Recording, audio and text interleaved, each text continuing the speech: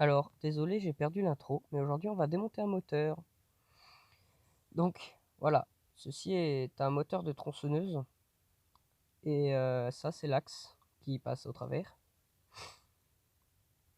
Il faut démonter les 4 vis du dessus, enfin du dessous en fait. Donc là on voit le piston qui bouge par l'échappement. Oui, c'est l'échappement est de ce côté-ci. Et donc là, c'est l'admission. C'est par là qu'entre l'air et l'essence.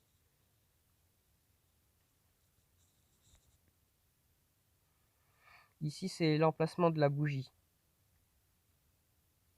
Donc la bougie vient se fixer ici, comme ça. Et il faut bien serrer parce qu'avec les micro-vibrations, ça risque de se barrer tout seul. Donc là, on voit les outils dont j'ai besoin et les pièces que j'ai déjà enlevées pour pouvoir le sortir de la tronçonneuse. Là, c'est le châssis et tout ce que j'ai besoin. Là, c'est les outils. Donc une pince, des tournevis, en torx forcément, une lampe pour bien voir à l'intérieur s'il y a besoin.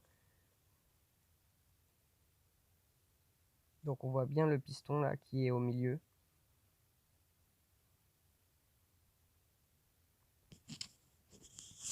Désolé pour les bruits parasites, mais je peux pas faire trop autrement pour l'instant.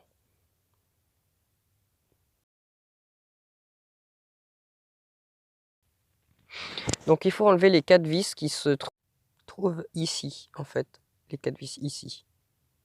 Donc il faut enlever les 4 vis en dessous. Désolé pour le gros blanc, mais il y a une erreur de décodeur. Ça n'a pas réussi à lire la vidéo.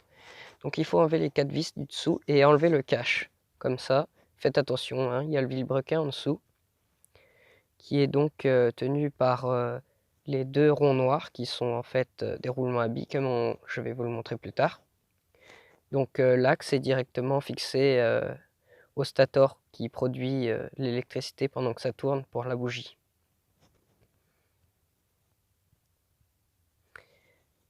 Donc on le voit bien, hein, là, il y a une partie qui est magnétique. Les trois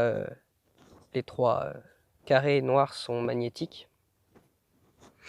Donc là j'enlève le tout.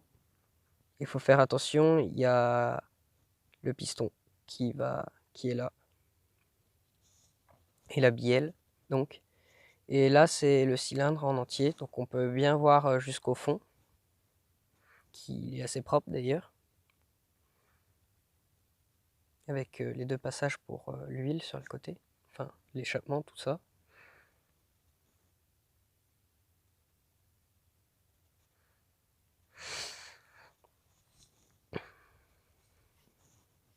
Donc là, on se retrouve avec le cylindre à côté du reste. Et là, on a le vilebrequin et la bielle avec le piston. Donc là, il y a une goupille à l'intérieur qui vient tenir. Et le tout est sous cette forme-là. Qu'on voit bien, hein, il y a plusieurs roulements à billes. Et là, c'est le piston avec le vilebrequin en dessous.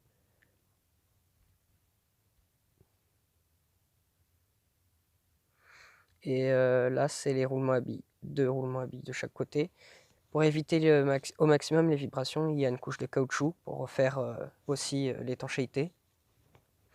Donc là, il y a une sorte d'embrayage, en fait, c'est l'embrayage pour la chaîne, puisque c'est un moteur de tronçonneuse.